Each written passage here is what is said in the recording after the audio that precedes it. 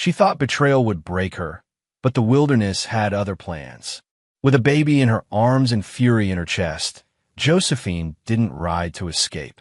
She rode to become something no one expected, unstoppable. She didn't scream. She didn't cry.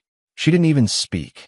Josephine Ward stood frozen in the open doorway, her baby cradled in one arm, her free hand gripping the doorframe like it might anchor her to a world that suddenly made no sense. Clay was still half-dressed, his boots off, suspenders dangling at his sides. And Lorna, the maid, that pretty little thing with the too sweet smile, didn't even have the decency to look ashamed. Oh, Lorna had said, pulling the bedsheet up too late, too lazily. Guess the lady's home early. Clay didn't rush to explain. He didn't apologize. Just sat up slow, swinging his legs over the edge of the bed like he was bored more than caught. You weren't supposed to be back till Tuesday. Josephine's voice was a whisper, but it hit like thunder. Our daughter is sick. I came home to find help.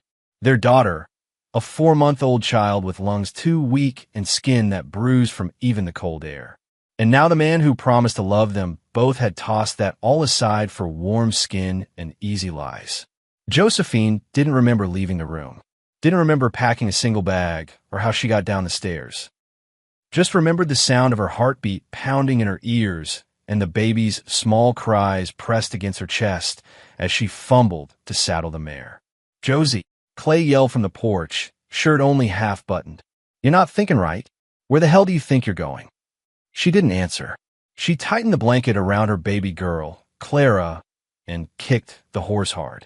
The wind swallowed Clay's cursing behind her as they galloped down the drive. She didn't stop to think. Because if she thought, she'd remember that the closest town was 20 miles away, that she had one saddlebag, no food, and barely enough milk for Clara to last through the night. She had no map, no plan, and no one to turn to. But she had rage. And rage, Josephine discovered, could burn brighter than fear. By the time the sun dipped behind the hills, she was miles from the ranch, the land around her shifting into wild country, low hills, rising rock, and nothing but wind through the branches. Clara whimpered now and then, but Josephine whispered promises against her tiny ear, promises she didn't know how to keep. "We'll find somewhere. You're going to be all right. Mama's got you." By dusk, her mare stumbled. The poor thing had gone as long as she could, but the terrain had grown cruel, mud thick with snowmelt, rocks slick and hidden. Josephine dismounted, staggered as her boots sank into the cold muck. She hadn't eaten since morning. Her muscles ached. Her coat was soaked through. Still, she pressed on.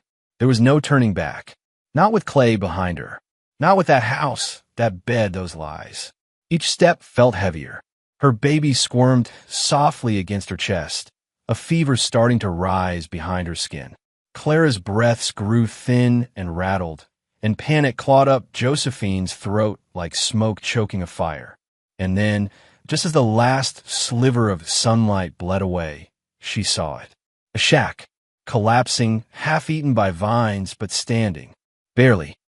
Josephine stumbled toward it, pushing through branches, her legs buckling as she reached the crooked door. She kicked it open. Dust and darkness greeted her, but it was shelter. It was something. Inside, she sank to the floor and pulled Clara close. Her baby's skin burned beneath the blanket. The fever was worse now, far worse. Josephine gritted her teeth, heart pounding. "No, not you. You don't leave me to." She tore off her gloves, wrapped herself tighter around the baby, and began to rock. Humming, no, begging. To God, to the earth, to anything listening. And through the howl of wind and creak of the shack, she didn't hear the man's footsteps until it was too late. A boot thudded near her side. Josephine jerked her head up. A figure loomed in the shadows. Tall, broad, matted hair, and a rifle slung over one shoulder. "What the hell do you think you're doing in my place?" the man growled. Josephine blinked through the dark, and the man took one step closer, then stopped. His eyes dropped to the baby in her arms. His hand froze on the rifle. Something passed over his face, shock, maybe recognition, or something else. He didn't raise his voice again. Instead, he whispered, "You brought her here?" Josephine's spine went cold. She clutched Clara tighter. "Who are you?" she rasped. The man didn't answer. He dropped the rifle to the floor with a soft thud and stepped into the light. His boots were worn smooth at the toe, heels eaten by time. The coat slung across his back was patched in at least 4 places. He hadn't shaved in weeks. His face was thin but sharp, with cheekbones like ledges and sunken eyes that somehow looked both young and ancient all at once. Josephine stared up at him from the floor, still clutching her baby like a shield. The man didn't speak, just stood in the edge of the candlelight, eyes locked on Clara, not her. "You brought her here," he said again, but softer this time. Disbelief more than anger. Josephine tried to push herself upright. "I didn't know this place belonged to anyone," she said hoarsely. "I didn't mean to trespass. She has a fever. I just needed somewhere warm. Just for the night." He didn't move. Not even to breathe, it seemed. Josephine pressed her back against the wall, positioning her body between him and the baby. Her shoulders shook, not from fear, but exhaustion, bone-deep and blinding. "Please, just let us stay till morning. We'll be gone by light." He didn't look at her. He knelt instead, not close, just a few feet away, and lowered his voice like one might near a sleeping animal. "She's burning," he murmured. "You got any willow? Ginger root?"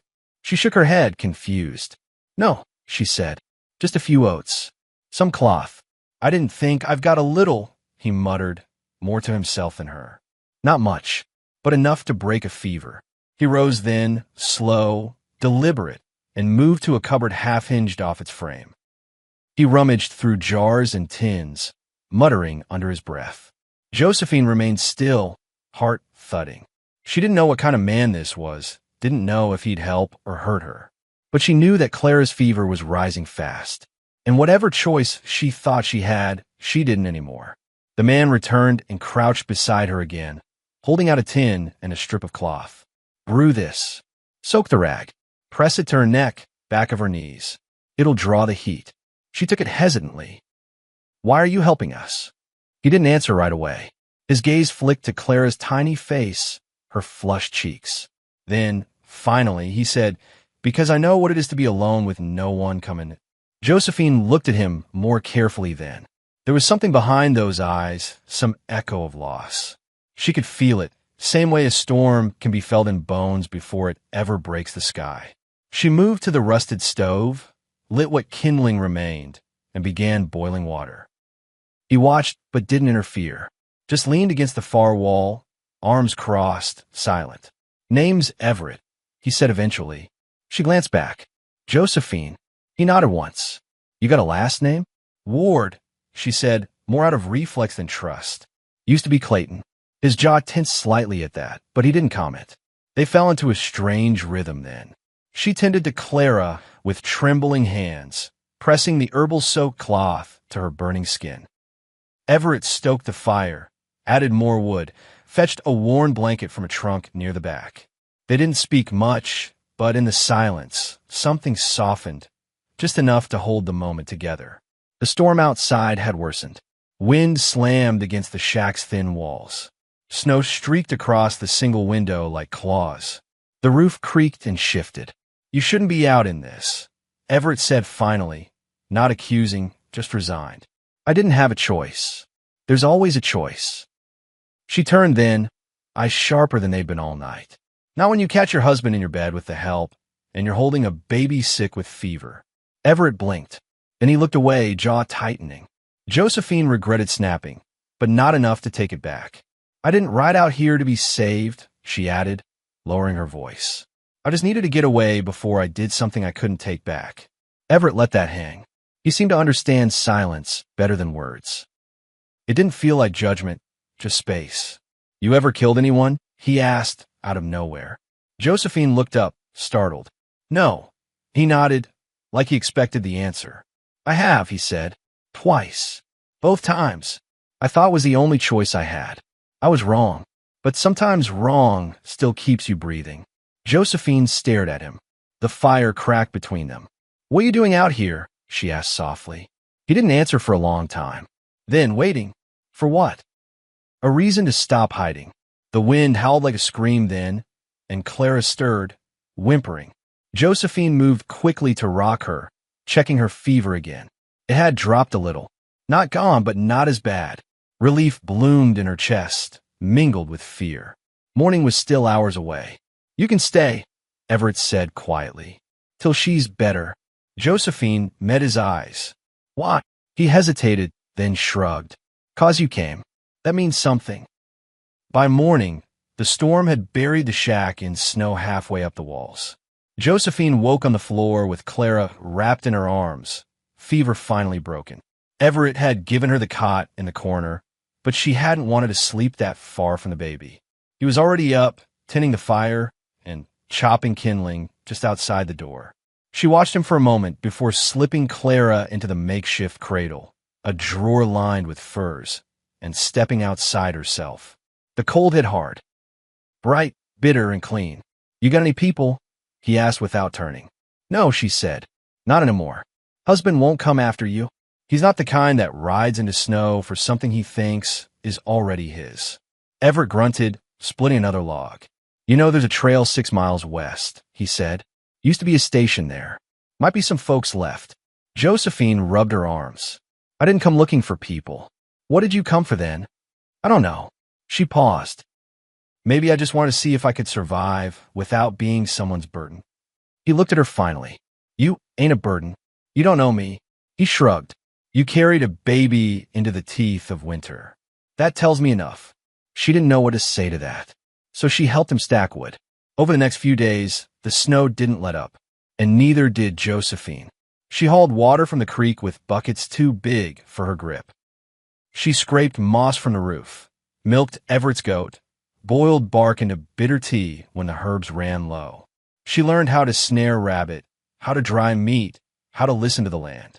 And every night, she held Clara close and whispered stories about a place where people never lied and babies never got sick and men didn't leave their promises in bedsheets. Everett never asked questions, never pushed, but Josephine could feel the questions in the way he watched her sometimes. Like he was trying to fit her into a puzzle he'd long ago given up on. And then, on the 5th night, just as they were finishing a stew of roots and salted hare, a sound came from the woods. Not wind, not snow shifting. Voices. Male. Josephine froze, spoon halfway to her mouth. Everett's head snapped up. The voices came again, closer this time. Laughter.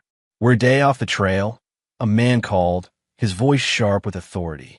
But tracks say someone's living up here. You think he's the one we're looking for? A second voice, lower. Cabin's got smoke. Could be.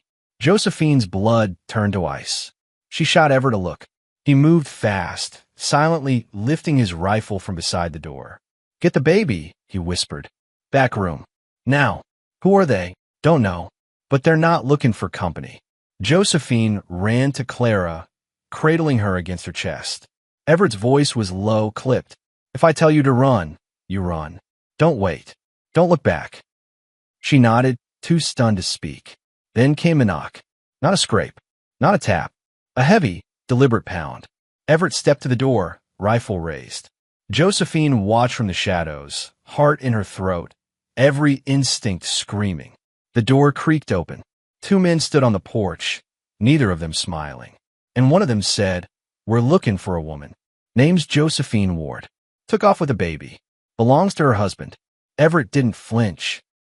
Well, he said, voice flat, you came to the wrong place. But Josephine knew better. She knew this was only the beginning. The silence stretched between them like a drawstring pulled tight. The 2 men on the porch didn't move. Neither did Everett. He kept the door only half open, body angled just enough to block their view of the cabin's interior. Josephine pressed her back flat against the far wall, Clara bundled in her arms, breath shallow. She couldn't see their faces. Only their voices drifted in, sharp as pine needles. We were told she came this way, one said. His voice had the slow twang of someone who'd never been told no. Girl's got a baby with her. Husband says she's confused, ran off without thinking straight. He's paying good for anyone who finds her. Everett didn't blink. I said you came to the wrong place. There was a pause, filled only by the wind whistling past the eaves. "You alone out here?" the second man asked. This one was different. Quieter. Smarter. "Bit cold to be playing hermit, isn't it?" "Alone suits me fine," Everett said. "And I don't take in strays." The men shifted. Behind the wall, Josephine could feel her heart thudding like a war drum against Clara's tiny chest. The baby stirred, let out a soft fuss. She froze, pressed her lips to Clara's temple, held her breath. One of the men stepped forward. The floorboards creaked under his weight. "We'd like to come in," he said smoothly. "Rest a minute. It's a long ride back, and we've still got more cabins to check before dark." Everett didn't move. "Not a hotel." The man chuckled. "We figured. But it's a decent courtesy." Everett let the silence answer for him. Then the second man spoke again, voice lower. "That baby in there got red hair." Josephine's stomach dropped. Clara. Her daughter's curls were unmistakably auburn, a gift from Josephine's Irish grandfather. "A rare color out here. Hard to hide." Everett's voice changed. "Only slightly, but enough." "I said, you came to the wrong place." The second man took another step forward. "She's in there, isn't she?" Josephine didn't think. She moved. She slipped through the rear door into the lean-to shed, clutching Clara tight. Snow stung her face instantly. The sky was thick with coming dusk, wind sharper now. But she didn't hesitate. She ducked low, ran behind the shed, into the line of evergreens where the wind couldn't scream so loud. She could still hear voices from the front of the cabin, though muffled now by the trees. She paused only long enough to check Clara's face, rosy, confused, but calm. And then a gunshot cracked the air like lightning. Josephine gasped. It echoed through the woods. Then another, and another. 3 shots. Then silence. She dropped to her knees, shielding Clara with her coat, heart thundering so hard it made her vision shake. The wind seemed to still around her. The trees hushed. She waited. Minutes passed. Then footsteps. Fussed. Heavy. Snow crunching. Everett's voice. "Josephine." She stood abruptly, spinning toward him. He came crashing through the brush, rifle slung across his back, blood smeared across his sleeve. But it wasn't his. His face was pale, drawn tight. "They're gone," he said, chest heaving. One ran. The other, she didn't ask. Everett looked down at Clara. "She all right?" Josephine nodded, still breathless. Everett motioned. "Come on. We got to move." "What?" "Where?" "They'll come back. Next time with more. We got maybe an hour." Josephine didn't argue. She followed. They moved fast, packing only what mattered: blankets, dry meat, the rest of the herbal supplies. Everett left the stove cold, buried the fire under snow to keep the smoke from rising. Josephine swaddled Clara tight and slung what little she could over her shoulder. "Where are we going?" she asked once, voice hoarse from the cold. "There's an old ranger station 2 ridges north," Everett said. "Abandoned. If we can reach it by nightfall, we'll have walls. Maybe more." The trail was steep, snow deeper the higher they climbed. The sun dropped fast behind the trees, turning the sky bruised purple. Josephine's boots slipped more than once, her hands raw from holding onto branches for balance. Clara whimpered now and then, but didn't cry. Everett kept pace ahead, only looking back when the sound of her boots vanished too long. "You need to stop. Say so," he muttered once. "I won't," she said through clenched teeth. And she didn't, even when her legs shook, even when the cold wormed under her coat and her fingers went numb. She kept going, because there was no other choice. They reached the station just after dark. It wasn't much, half a building really. The roof sagged, one wall missing. But there was a fireplace and a shuttered window, and that was enough. Everett lit a small fire with care, only enough to warm the air. Josephine settled in the corner, holding Clara close, pressing her lips to her daughter's cheek. "She's still warm," she whispered. Everett dropped down beside them, unrolling a bundle of pelts. He looked older in the firelight, lines deeper, eyes darker. "They'll ride back to that cabin," he said after a while. "See the mess. Follow tracks. Maybe a day behind. Maybe less." Josephine turned to him. "Who are you, Everett? Really?" He didn't answer right away. Then, I was a scout. For a time. Worked the rails. Before that, doesn't matter. But they knew you. No. They knew the kind of man I used to be. And what kind is that? He didn't meet her eyes. The kind who runs before he ruins things. She didn't press. Her fingers brushed Clara's curls. She's all I've got, Josephine said softly. If they take me back to Clay, he'll smother her with his name, his money. She'll grow up thinking that's what love looks like. Everett looked at her then. Really looked. Then we make sure that doesn't happen. They stayed 2 days in the station. Long enough to catch their breath. Long enough to hear the distant echo of riders on the lower ridge. Everett laid false trails, circled tracks, made smoke in places they weren't. Josephine helped where she could, though her hands were clumsy with cold. Still, she didn't complain. On the second night, she found Everett outside, staring down the mountain. You could have turned me in, she said. He didn't turn. Could have. Why didn't you? He was quiet a long time. Then, because you reminded me of someone. Josephine's throat tightened. Someone you lost? Everett nodded. My sister, he said, ran from a husband who liked to bruise the things he owned. She didn't make it. Winter caught her halfway. Josephine closed her eyes. I'm sorry. He shook his head. You don't get to say sorry for the world. She stepped closer. You think we'll make it? He glanced at her, then at the baby sleeping in her arms. I think you already have. But as the wind shifted and the distant call of a hawk rose from the trees, neither of them noticed the flicker of movement at the far ridge. A glint of metal. A rider, pausing just long enough to see the smoke, the shape of a building half hidden by pine, then disappearing back into the trees. The first arrow missed Everett's face by less than an inch. It sliced past him with a whisper, catching in the rotted log behind him with a dull thunk. He didn't blink, didn't flinch, just dropped to his stomach and rolled behind a rock, rifle already in hand. Josephine froze where she stood near the creek, one knee on the snow, Clara in her arms. The bucket she'd been filling tipped sideways, water spilling useless into the frozen mud. Another arrow came. This one lower, aimed for her thigh. Everett fired once, then twice. Shouts rang out through the trees, 3 voices, maybe 4. Then silence. Josephine scrambled behind the rock with Everett, holding Clara tight. They found us, she whispered, eyes wild. No, Everett said grimly. They never lost us. Just waited till we slowed down. A bullet cracked the ice just inches from their cover. Clara began to cry, quietly at first, then louder. Josephine pulled her close, pressing her palm gently to the baby's mouth, rocking her side to side, heart racing. Just show Mama's here. Just a little longer. Everett was counting under his breath. He loaded 2 more rounds. We got a window.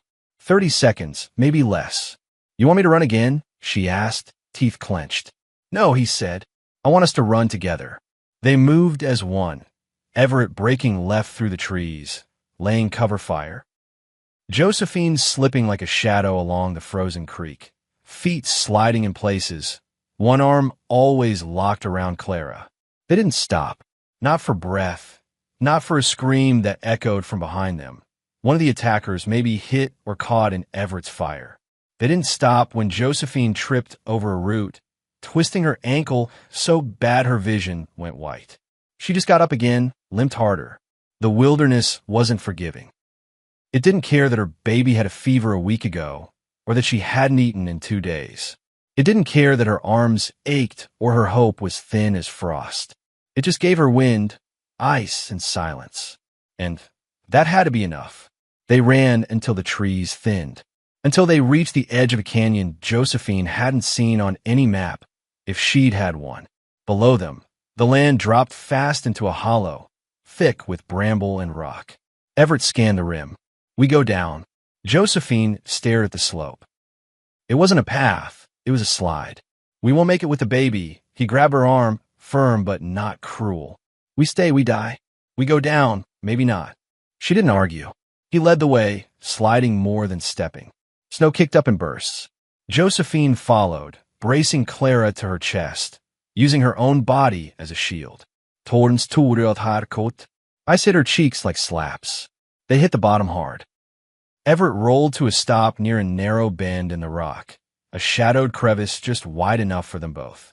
He pulled Josephine in behind him and wrapped the blanket from his pack around Clara. Their breath steamed in the cold. No voices, no footsteps, just wind. I think we bought ourselves a night, he muttered, rubbing his jaw. Josephine leaned back against the stone, her entire body shaking. They'll keep coming. He didn't deny it.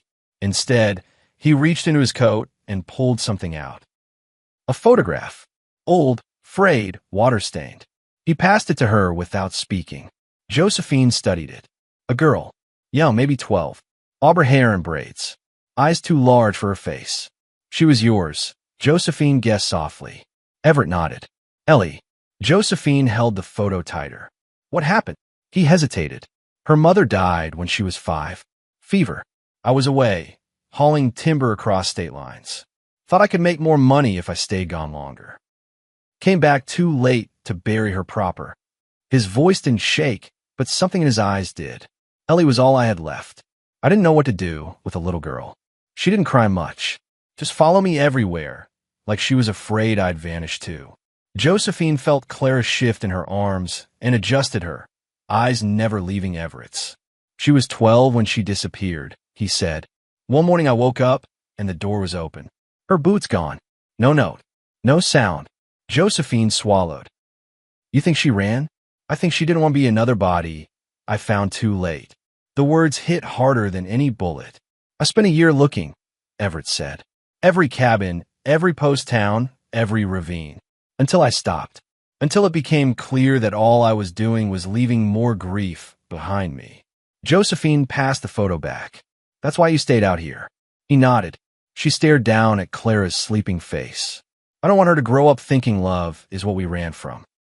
Then we don't run anymore. They built a shelter deeper in the canyon. Crude, but defensible.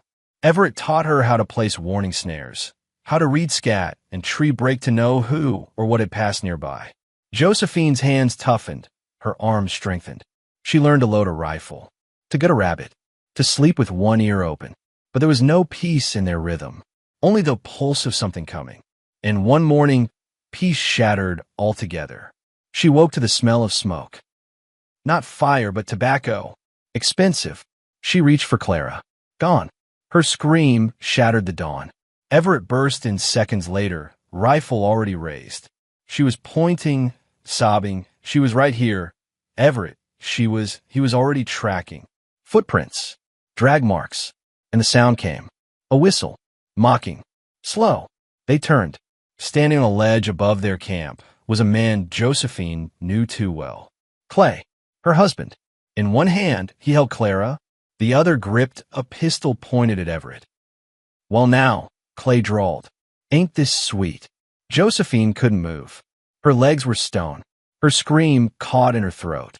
Clay smiled down at them, eyes gleaming. You've caused me a great deal of embarrassment, Josie. Give her back, Josephine said, voice shaking. She's sick. She needs her father, Clay snapped. Not some mountain rat and a mother who doesn't know when she's had enough freedom. Everett raised his rifle slowly. Put the baby down, Clay. Clay laughed. You really think you're the first man try to play hero for this girl? Ask her about Saul. Or Morgan. She's always running from something. Ain't that right, Josie? Josephine flinched. Everett didn't lower the gun. Clay's grip on Clara shifted. You shoot me, the baby falls. And Josephine moved. Fussed. She leapt toward the slope, scrambled up, fingers bleeding, snow sliding under her boots. Stop, Clay yelled. Ow, but Everett's shot rang out before he could finish. Clay staggered. The bullet hadn't hit his chest. It had struck his arm, the one holding Clara. His grip failed. She slipped, and Josephine caught her mid-fall, landing hard in the snow, baby in her arms, breath knocked from her lungs. Clay screamed. Another shot. He disappeared behind the ridge. Everett ran to them, yanked them both behind the rocks. Josephine cradled Clara, whispering over and over, I've got you, I've got you, I've got you. And Everett didn't speak, didn't smile. He just held watch, rifle ready, because Clay wasn't gone. Not yet. The wind shifted, carrying the scent of blood and gunpowder. Somewhere beyond the ridgeline, Clay was licking his wound, cursing, planning, maybe already circling back. Everett didn't speak for a long time. He just stared at the place where Clay had vanished, his grip tight around the rifle. Then, finally, he turned to Josephine and said, "We need to disappear." Josephine rocked Clara slowly, whispering nonsense into the baby's ear just to calm the tremble in her own voice.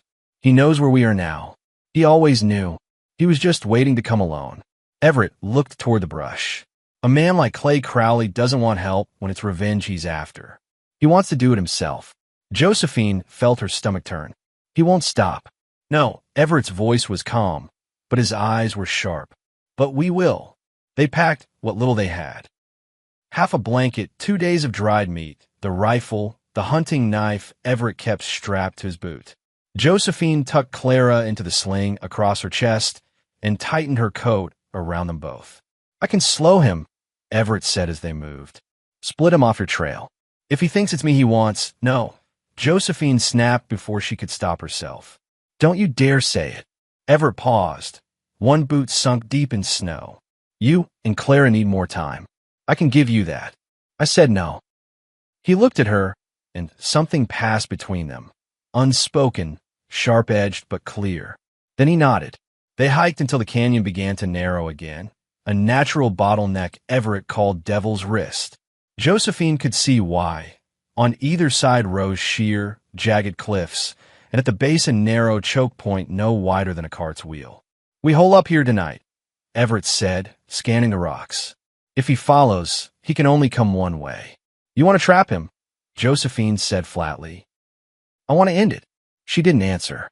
Instead, she set Clara down in the safest corner she could find, behind a boulder, wrapped in both coats, cushioned by the last of their dry blankets. She kissed the baby's forehead and whispered, "I'm sorry," though she didn't know what for. She didn't help Everett with the trap. She couldn't. Instead, she stood and stared up at the thinning stars. Her breath curled in front of her like ghost smoke. And for the first time in weeks, she let herself remember the morning that had started it all. She had walked into the kitchen humming. That's what haunted her the most. How ordinary it had been. She was humming. Something about lilacs or the rain. She couldn't recall. And the coffee was nearly done. She just fed Clara, who lay sleeping in her crib, cheeks red with heat and dreams. There was sun coming in through the lace curtains. And then she saw them. Clay's boots were still on. That's the other thing. He hadn't even had the decency to take them off before climbing between the sheets with Maisie, the maid whose face she barely remembered now. Just red curls and panic and a bedsheet clutched too late. Clay hadn't shouted. He'd just stood, pulling his suspenders up with lazy hands. "Don't make a scene, Josie." She hadn't. Not then. She'd packed a bag in silence. Taken Clara, climbed on the mare, and left before her knees could give out. She thought the pain would settle into something numb eventually. But it hadn't.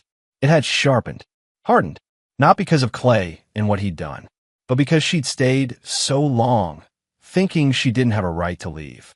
Because part of her still heard her mother's voice in her head whispering, "Men will stray, but a good wife learns to carry the shame quiet." But Josephine wasn't a good wife. Not anymore. She was something else now. Clay came just after midnight. Everett had laid the traps carefully. No fancy tricks, just the sort of brutal simplicity he trusted. A looped wire here, a dugout hole there covered in pine needles. The canyon floor was narrow, and Everett's perch above gave him the advantage. Josephine sat beside Clara, eyes wide open in the dark, heart like a drum. They heard the first footfall before they saw him. Then the brush parted. Clay stepped into the clearing like he owned it. His arm was wrapped in a blood-soaked rag. His pistol hung loose at his side, but his posture was steady, confident. "Josie," he called, voice smooth like molasses gone bad. "Come out, girl. You've had your fun. Let's not drag this out. Not with the baby caught in the middle." Josephine stayed still. "I don't want to hurt you," Clay went on. "I just want what's mine."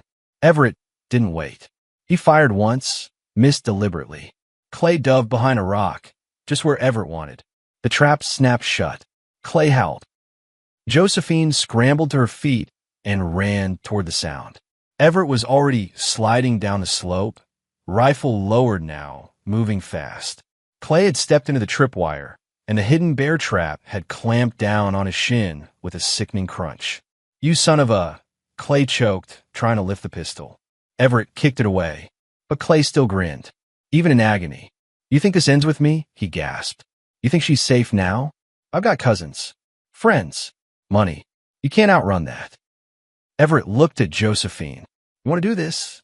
She didn't answer. She knelt instead, right beside Clay.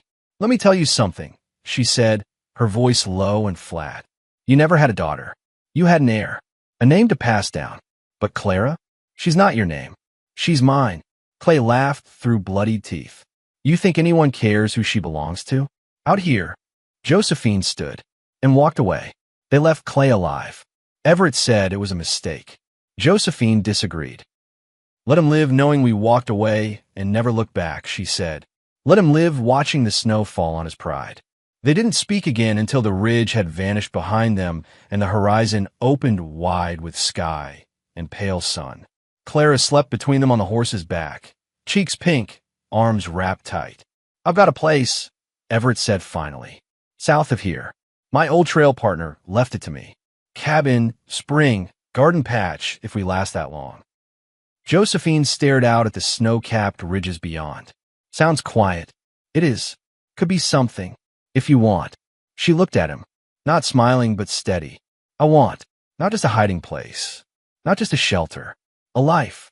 But they both knew it wouldn't be easy, because the past always circles back eventually, because peace is never free, and because sometimes a man doesn't have to fire a bullet to kill what you love, he just has to remind you what you lost. Which is why, as night fell and they made camp beneath a sky full of ash-colored clouds, Josephine didn't sleep. She sat beside Clara, held her hand, and listened for the hoofbeats she knew would come again. It was near the end of winter when they reached the little patch of land Everett had spoken of. South-facing slope, mild windbreak, a creek still running under thin glass sheets of ice. The cabin had slumped some with age. One side of the roof bowed like a weary back, but the bones were there. Solid timbers, stone hearth, a door that shut firm. Josephine stood outside it for a long while before stepping in. Her boots were worn to near nothing, her coat threadbare, and her arms ached from days on the saddle with Clara strapped to her chest. But she didn't rush the moment, didn't let herself believe in safety just because the trees stopped chasing them. Everett pushed the door open. "It'll need mending." "I'm used to that," Josephine said quietly. He looked at her. There was something in his gaze she hadn't seen before. Not caution, not distance. Something like respect, like invitation. She stepped inside. The air was stale with time, not rot. Dust in the corners, old spiderwebs where the rafters dipped low. A table, one leg braced with a wedge of bark. A fireplace black with soot, but still solid. She bent down and felt the stones with her palm. Cold but dry. Clara stirred in her arms. Josephine held her closer. "We'll make it a home," she said. She didn't realize she'd said it aloud until Everett nodded and replied, "We will." The days that followed weren't easy, but they were quiet. And quiet, Josephine had learned, was a kind of luxury. They patched the roof, chopped wood, dug a channel to keep the creek from flooding the low end of the slope. Clara's cheeks filled out. Her cries came less from hunger and more from the ordinary frustration of babyhood. She laughed now, a soft bubbling sound that made Josephine's throat tighten every time she heard it. Everett stayed close, but never intrusive. He slept in the smaller shed beside the cabin at first, though Josephine noticed the way he always checked the window before lying down, always walked the perimeter before dawn. His presence became something steady, like the hearth fire or the ridge that caught the morning light. One night, after Clara had finally fallen asleep and the wind had gone still enough to let them sit by the door in silence, Josephine asked the question that had been building since the canyon. "Why'd you stop running?" Everett took his time answering. He sipped from the tin cup in his hand, steam curling around his face like a shroud. "Didn't mean to," he said finally. "Just One day, I realized I was done. Either I plant something, or I die rootless.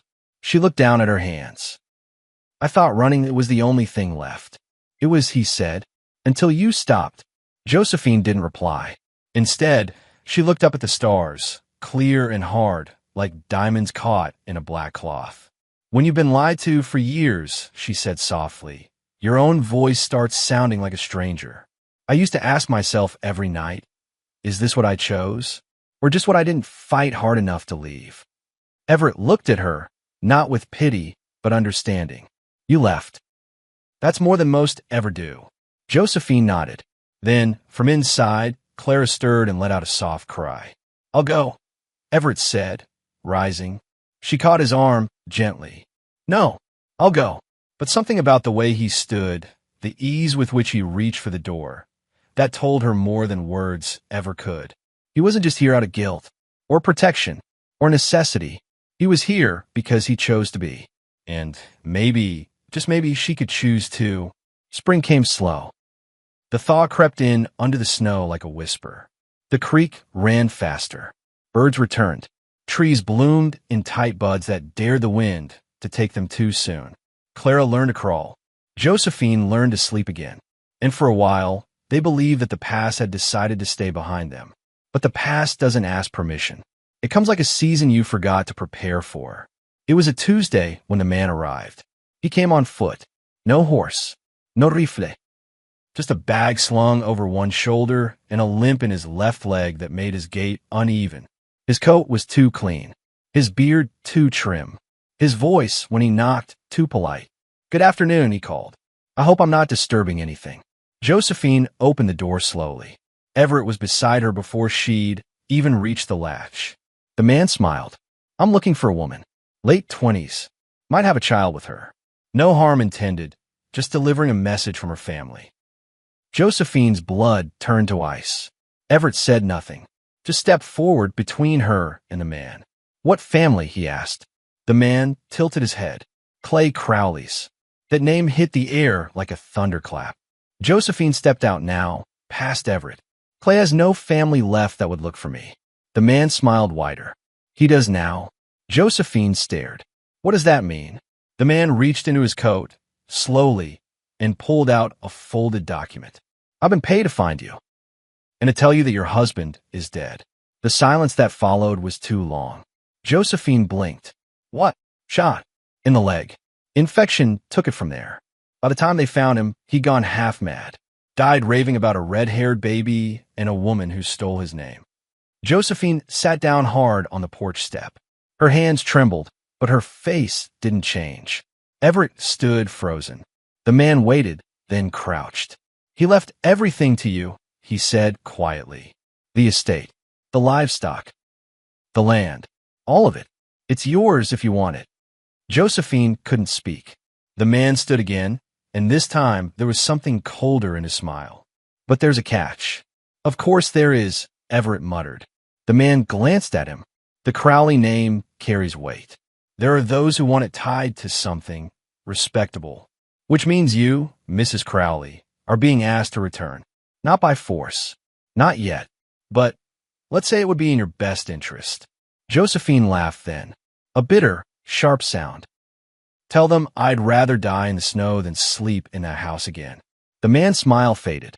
That might be arranged if you're not careful. Everett stepped forward. I think you've said enough. The man looked between them. You think hiding out here makes you untouchable? No, Everett said. It makes us harder to find next time. There was a pause. Then the man nodded once. Message delivered. He turned and walked off. No threat. No theatrics. Just a figure retreating into the woods, the way ghosts sometimes do in stories you don't believe until it's too late. That night, Clara wouldn't settle. She cried for hours, her cheeks red with fever. Josephine rocked her, sang to her, bathed her forehead with a cool cloth. She held her baby tight and listened to the wind scrape against the windows. He's dead, she whispered to herself. He's really gone, but it didn't feel like victory. It felt like another door swinging open into a darker hallway. Later, Everett joined her by the fire. You don't have to run anymore, he said. Josephine didn't look at him. That's the lie they tell women when they want us to stand still. He nodded. I'm not going back, she said. I know, but I can't stay here forever. No, so what do we do? Everett reached down and touched Clara's hand. We build something so strong, it doesn't matter where they look. Josephine looked up. You mean leave again? No, he said. I mean make a life so solid, they'd have to burn the world to touch it. She thought of the land Clay had left her, of the horses, of the power that name still held in the right rooms. I could sell it, she murmured. You could, Everett agreed. Use it to buy land. Farther west. He looked at her, steady. You'd be putting a target on your back. I already have one, she said. Might as well carry something worth protecting, too. And for the first time since she'd left that morning in the sunlit kitchen, Josephine felt something stirred deep in her chest. Not just fear, not just fire. Resolve, not survival, but purpose. And as Clara finally fell asleep in her arms, Josephine whispered to her, We're not just running anymore. We're going to make them chase something they'll never catch. Josephine stood at the edge of the cabin's small clearing, shovel in hand, the earth beneath her still raw and black from Everett's digging. The man who brought Clay's message had left 3 days ago, but his words lingered like smoke, clinging to her skin, her hair, her thoughts. You could go back. You could have it all. But all had always been a cage when it came with the Crowley name. Now she stared at the cold ground and wondered if burying Clay was ever going to be enough. Inside, Clara slept with a faint rattle in her breath, her fever gone but not forgotten. Every time Josephine touched her daughter's forehead, she remembered Clay's final words, remembered how he'd once gripped Josephine's wrist hard enough to leave bruises and whispered, She'll carry my name whether you like it or not. And now, even in death, he'd tried to make it true, leaving land, titles, and the burden of his legacy. He's still trying to own us, she murmured to Everett. He was repairing the fencing down by the tree-line, sleeves rolled to his elbows, skin darkened by wind and spring sun. At her voice, he straightened and wiped his brow. I told you before, he said quietly, Clay didn't die wanting to make amends. He died trying to win a war. This land? That name? It's just his last weapon. Josephine stabbed the shovel into the dirt again. Then maybe it's time I stop playing defense. She didn't say what she meant, not out loud. But Everett must have seen it in her eyes. You gonna take the inheritance? I'm gonna burn it down. They left Clara with an older woman Everett knew from a trade route 2 ridges west. Her name was Agnes Thorne, and she lived in a crooked house full of herbs, dried meats, and a wolfhound with 2 missing toes. She took one look at Clara and said, This baby needs stew, not bullets. Go handle what you have to. Josephine left a piece of her heart behind that morning, pressing a kiss to Clara's curls and whispering promises she wasn't sure how to keep. Then she turned to Everett and said, Let's ride. The trip east took 5 days on horseback, following a winding trail that once served outlaws and whiskey runners. Josephine barely spoke during the journey. Her thoughts spiraled through everything, the betrayal, the escape, the peace she'd started to build. And now this, a choice. She could sell the estate and use the money to disappear even deeper into the wilds. Or she could walk right back into the fire and scatter Clay Crowley's ashes across every room he ever thought he owned. By the 6th morning, when the silhouette of the Crowley Manor rose through the early mist, Josephine already knew what she'd do. The house was exactly as she remembered it. Grand, whitewashed, 3 stories with columns like fangs and windows that never quite let in the light. A place built for appearances. A shell of wealth. A throne for a man who'd always mistaken fear for respect. Josephine didn't hesitate. She walked up the steps, boots muddy, coat dusted with trail. Everett flanked her like a shadow. The butler who opened the door went pale. Mrs. Crowley, I'm not that anymore, she said. Take me to the lawyer, the one holding the estate papers. He stammered something, but eventually led them into a sitting room that reeked of old perfume and older secrets. Within minutes, a man in a pressed suit arrived. Gold cufflinks. Too much cologne. He looked Josephine over and gave a practiced smile. Miss Cooper. We've been expecting you. The will's quite clear. Everything, spare me, she cut in. I don't care about the china, or the piano, or the stretch of horse paddocks. I want to know who's tied to this land. Who expect a favor now that I've inherited? The lawyer blinked. Well, no one expects. But someone's watching, Everett interrupted. Someone who sent a man into the woods to politely suggest she return. The lawyer hesitated. Then he reached into his case and pulled out another letter. This one bore a seal, black wax, broken once then resealed. He handed it to Josephine. This came with the will, delivered separately. She opened it and read. It wasn't long, just a few lines. You'll take what's yours, or we'll take what's hers. You understand me. Sincerely, Yim. Josephine stared at the letters. Yim. Everett leaned over her shoulder. Emery Maddox, he said grimly. She didn't ask how he knew the name. Maddox was Clay's old associate. A banker, technically, but really a fixer. The kind of man who didn't carry a gun because he carried other men who did. Rumors said he'd buried 3 ranchers by foreclosing on their land and offering relocation assistance that ended in shallow graves. Looks like Clay owed him something, Everett said. And now he thinks it's your turn to pay. Josephine folded the letter, her hands steady. Then we pay in kind. She spent 3 days in the house, burned old photographs, tore down Clay's portrait from above the hearth, and smashed the frame. She kept the books, left the wine, sold the silver. By the end of the week, the place was empty of everything but its bones. Then she called a meeting. Not with Maddox. Not yet. She called in every staff member who'd once worked the estate. Stable hands, cooks, groundskeepers. Most had moved on, but a few remained. Old Mrs. Winley, who'd cleaned the upstairs rooms for 30 years. 2 boys Clay once paid to polish saddles.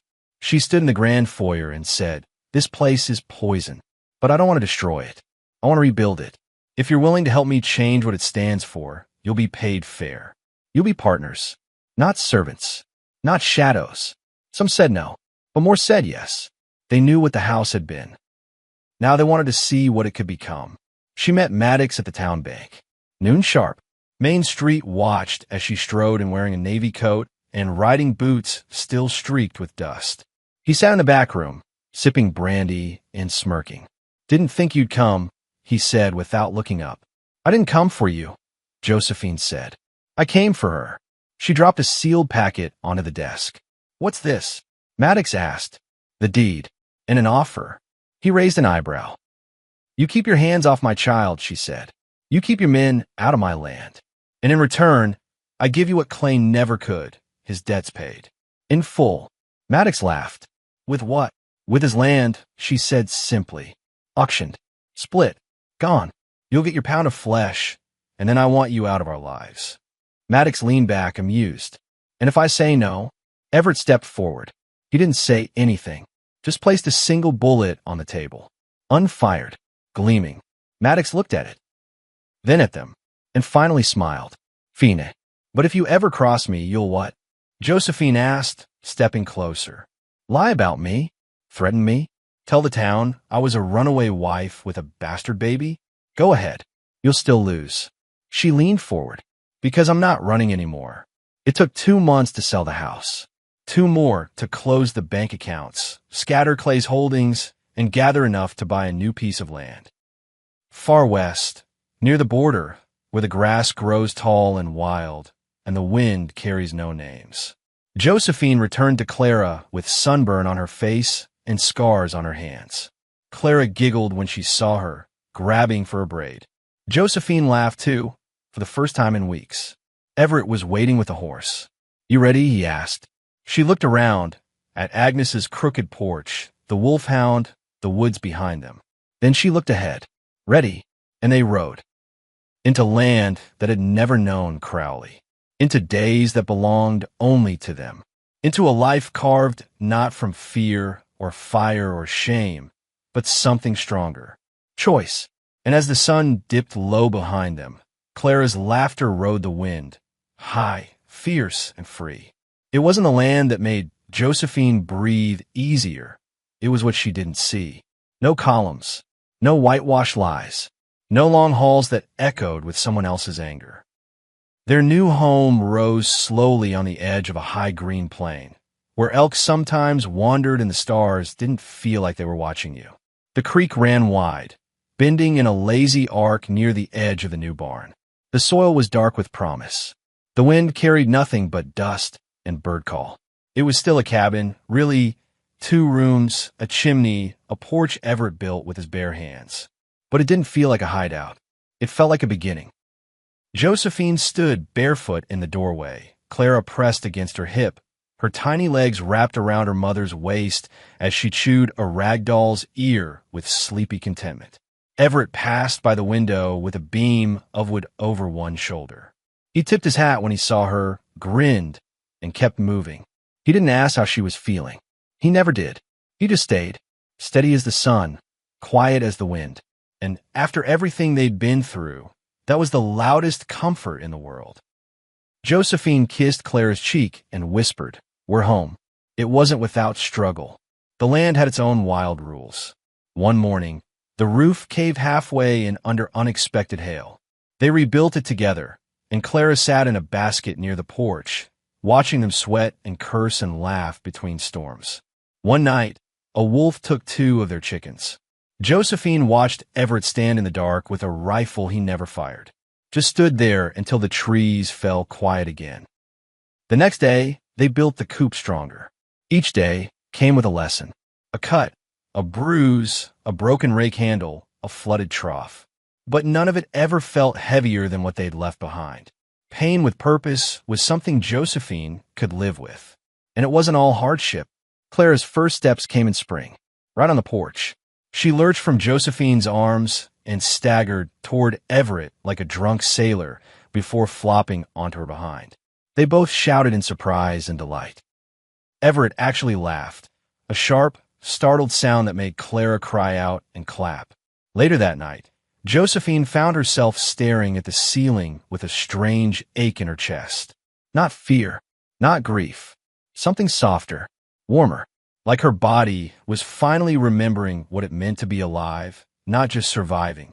She turned to Everett beside her and said, "She's walking." "I noticed," he murmured. "She's going to run soon." He turned his head and met her eyes. "Let her." And Josephine understood what he meant. Let her run.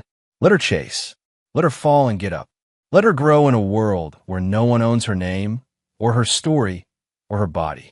Let her be more than what Josephine had been allowed to be. She leaned in and kissed his shoulder, gentle and sure. Everett said nothing. He didn't need to. The past never stayed buried for long, but sometimes it came in strange shapes. Like the envelope that arrived tied to his saddle horn, delivered by a boy no older than 12. He handed it to Everett with wide eyes and rode off without a word. Josephine opened it slowly. Inside, a short letter and signed. They're asking questions. About the estate sale. About Maddox. You've got friends in strange places now. Just watch your back. And keep riding forward. There was no return address. She burned it in the fire. Not out of fear, but choice. She knew Maddox wouldn't risk stirring up what had already settled. The town had moved on. The Crowley name no longer cast the same shadow. But there'd always be embers. Whispers. The kind of things that blew in when you weren't looking. That night, Josephine sharpened the axe, checked the hinges on the door, loaded the shotgun, just in case. Then she lay down beside Everett and whispered, "If they come back, we don't run." He nodded. "We don't beg. We don't hide. No, we fight." "Only if we have to," he said. "Otherwise, we live." She smiled. That was the real revolution, wasn't it? Not vengeance. Not fury. Life. Summer bloomed full. The orchard took root, saplings spaced wide, their leaves catching gold at dawn. Clara chased butterflies with her fists clenched, swatting at color like it owed her something. Her curls darkened under the sun. She hummed constantly, even when no music played. One afternoon, Everett brought back a fiddle from town. Didn't say a word. Just handed it to Josephine with that same half grin. She cried the first time she touched it. Then she played, low and soft at first, like remembering how to breathe underwater. But by the 3rd night, her fingers found the songs she'd buried. Lullabies her mother used to hum. Tunes she'd heard through cracked doors in summer. Clara swayed. Everett tapped his boot on the porch rail. And Josephine felt, for the first time in years, like herself. Not a widow, not a ghost, not even a mother. Just a woman. Alive. They made a feast when Claire turned 2. Just the 3 of them. And Agnes, who arrived 3 days late with pickled onions, a toothless grin, and her half-blind wolfhound. They built a fire, cooked beans and cornbread, even opened the jar of jam Josephine had been saving since spring. They lit a single candle in a tin cup and let Clara blow it out. She spit instead. They laughed. That night, after the fire died and the stars blinked into full bloom overhead, Josephine stood alone by the fence and let the silence soak into her bones. She thought of Clay only once, and even then, it wasn't with anger. He tried to trap her in a name, a house, a bloodline, but he died a man desperate to keep what he'd never earned. And she was still here, unowned, unbent, unbroken. She heard Everett's footsteps behind her and didn't turn. "Would you ever marry again?" she asked. The question wasn't a trap. It wasn't even planned. It just slipped out. He didn't answer right away. "Then would you?" She turned now, met his eyes. "I don't know," she said honestly, and she saw the way he took that, without flinching, without retreat. "Then let's not," he said. "Let's just stay." She smiled. "That I can do." They stood there for a long time. Clara's soft breath drifted through the cabin window. The owl called once. The wind rustled the orchard leaves.